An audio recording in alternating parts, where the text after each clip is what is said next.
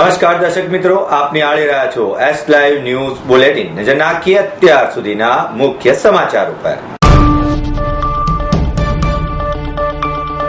Nehru bridge ખાતે AMTS ના બસે અકસ્માત સર્જ્યો, 2 ના મોત.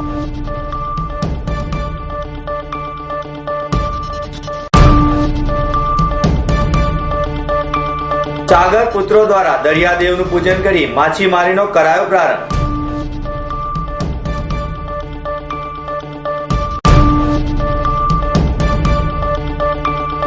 ટૂંક સમયમાં જ રજૂ થનારી અમે છીએ ગુજરાતી ફિલ્મના કલાકારો અમદાવાદની મુલાકાત.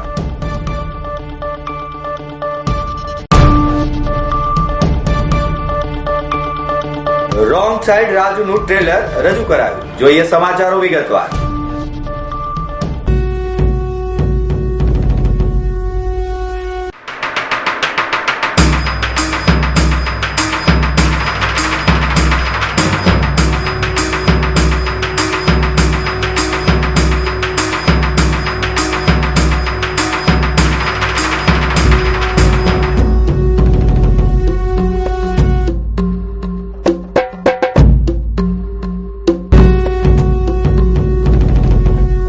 શહેરના નહેરુ બ્રિજ ખાતે સર્જાયેલા બસ અકસ્માતને કારણે 5 વાહનોનો ખુરશો બોલી ગયો હતો, જેમાં 2 ના મોત નીપજ્યા હતા, જ્યારે 4 થી વધુને ઈજા થવા પામી છે.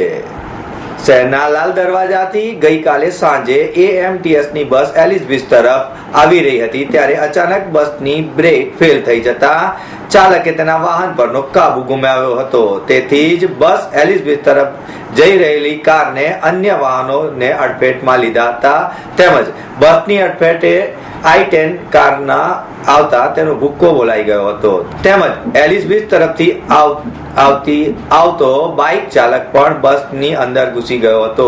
બ્રેક ફેલ થઈ જતા એએમટીએસ ના બસ ચાલકે કાર, 2 બાઇક અને એસટી બસને અડફેટે લીધી હતી. તેથી થોડા સમય માટે ટ્રાફિક જામ થઈ ગયો હતો, તેમજ લોકોનું મોટું ટોળું ઉમટી પડ્યું હતું. બનાવની જાણ થતાં જ ટ્રાફિક એસીપી પટેલ તેમજ સ્ટાફ તુરંત જ નહેરુ બ્રિજ ખાતે આવી પહોંચ્યા હતા અને મૃતકો તેમજ ઈજાગ્રસ્તોને હોસ્પિટલ ખસેડવાની કાર્યવાહી હાથ ધરી હતી. મૃત્યુ પામેલા કાર ચાલક અને બાઇક ચાલકને પીએમ અર્થે હોસ્પિટલમાં ખસેડાયા હતા. એસપીના જણાવ્યા મુજબ એએમટીએસ બસ ચાલકને પકડી લેવામાં આવ્યો હતો અને તેની વિરુદ્ધ બી ડિવિઝનમાં ગુનો નોંધી કાયદેસરની કાર્યવાહી હાથ ધરાઈ છે. વાસણામાં રહેતા સુહાસભાઈ વિનોદભાઈ મહેરા કારને લઈને પસાર થઈ રહ્યા હતા, ત્યારે જ આ અકસ્માત સર્જાતા તેમનો કચ્ચરગાન વળી જવા પામ્યો છે. જ્યારે વાસણા રહેતા સુહાસભાઈ વિનોદભાઈ જેઓ કાર લઈને પસાર થઈ રહ્યા હતા, ત્યારે તેમને આ અકસ્માત નડ્યો હતો, જ્યારે બાઇક ચાલક સાબિર અહેમદ હોવાનું જાણવા મળી રહ્યું છે. ગીર સોમનાથ જિલ્લાના વેરાવળ બંદર ખાતે દરિયાદેવના પૂજન કરી નાળિયેરી પૂનમની ઉજવણી હરખભેર કરાઈ હતી. દેશને કરોડો રૂપિયાનું વિદેશી હુંડિયામણ આપતું વેરાવળ બંદર નાળિયેરી પૂનમના પૂજન સાથે ધમધમતું થયું છે. રક્ષાબંધનનો પવિત્ર તહેવારની ઉજવણી દેશભરમાં થઈ હોય ત્યારે ગીર સોમનાથ જિલ્લાના વેરાવળ બંદર પર રક્ષાબંધનના તહેવારની સાથે સાથે જ નાળિયેરી પૂનમની ઉજવણી હરખભેર કરાઈ છે.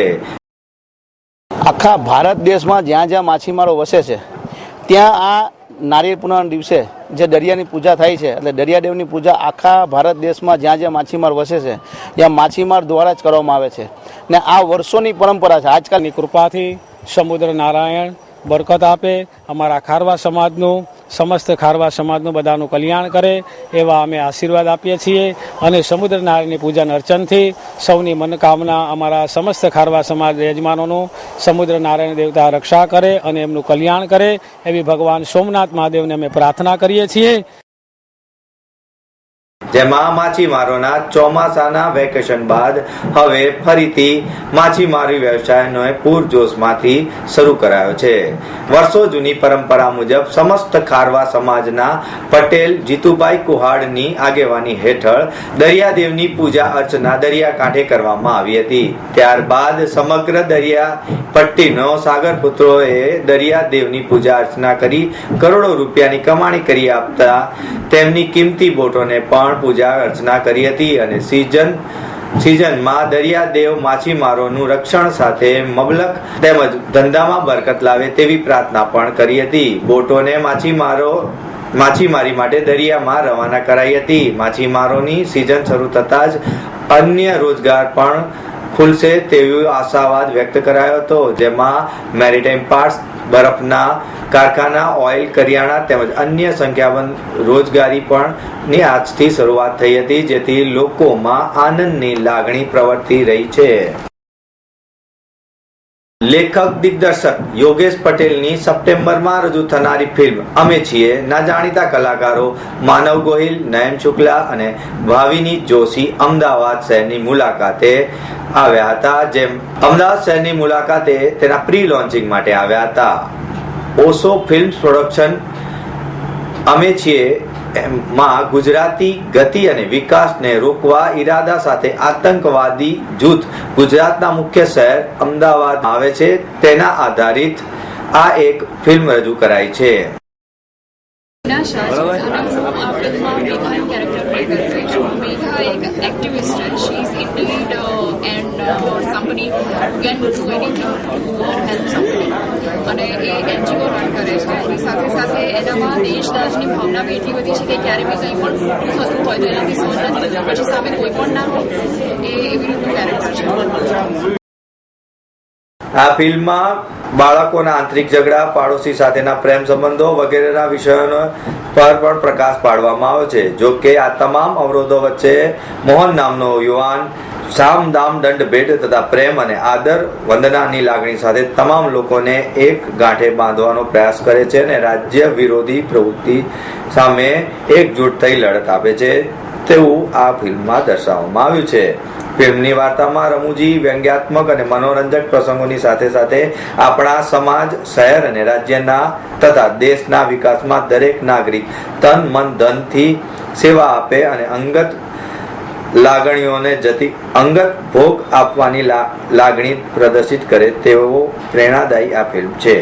આ ફિલ્મના કલાકારો માનવ ગોહિલ, નયન શુક્લા અને ભાવિની જાનીએ પ્રી લોન્ચિંગ પ્રસંગે હાજરી આપી હતી અને પોતાના ફિલ્મ વિશેની વાતો વાગોળી હતી. તેમજ આ ફિલ્મ એક પારિવારિક ફિલ્મ છે તેવું પણ તેમણે જણાવ્યું હતું.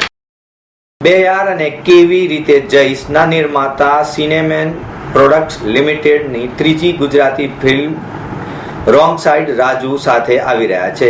આ ફિલ્મનું એક ડ્રામા થ્રિલર છે અને તેનું ટ્રેલર સિનેપોલિસ અમદાવાદ ખાતે રજૂ કરવામાં આવ્યું હતું. આ ફિલ્મ બોલિવૂડના સૌથી મોટા નિર્માણ ગૃહ ફેન્ટમ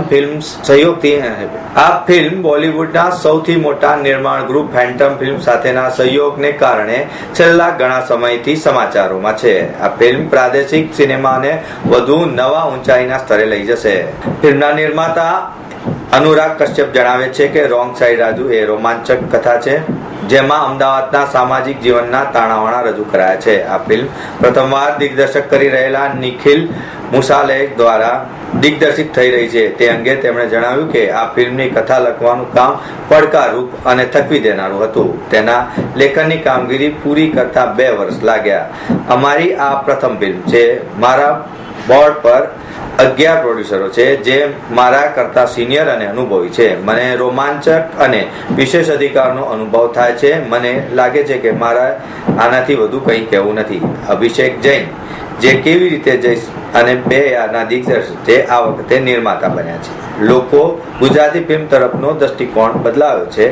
અમિત દેસાઈ કે જે આ ફિલ્મના નિર્માતા છે તેમણે જણાવ્યું છે કે કંપનીના વિઝન એક ભાગ તરીકે એક પ્રોડક્શન હાઉસ સાથે સહયોગ કરવાનો વિચાર વ્યક્ત કર્યો.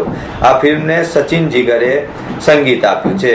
આ ફિલ્મ એ ગુજરાતના સૌથી મોટા તહેવાર નવરાત્રી તથા હિટ એન્ડ રનની આસપાસ સાકાર પામતા સોશિયલ થ્રિલર ડ્રામા છે.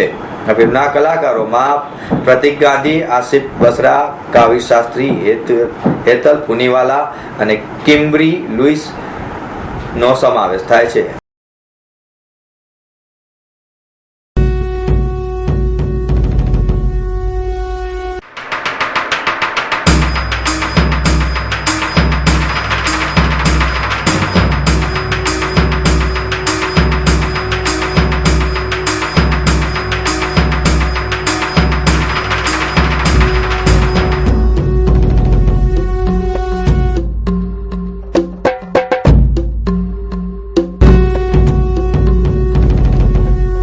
તો મિત્રો, આ હતા અત્યાર સુધીના મુખ્ય સમાચારની ખાસ ગતિવિધિ માટે આપ નિહાળતા રહો S Live ન્યૂઝ બુલેટિન. નમસ્કાર.